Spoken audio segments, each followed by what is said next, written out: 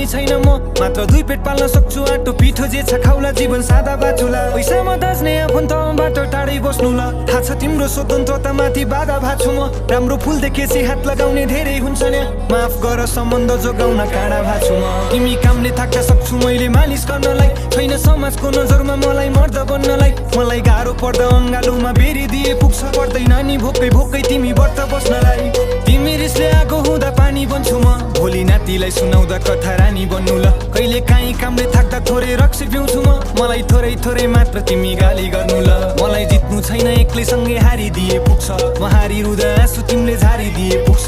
तिमीबाट फाइदा मलाई केही चाहिँदैन मात्र मेरी आमालाई आफ्नै मानिदिए पुग्छ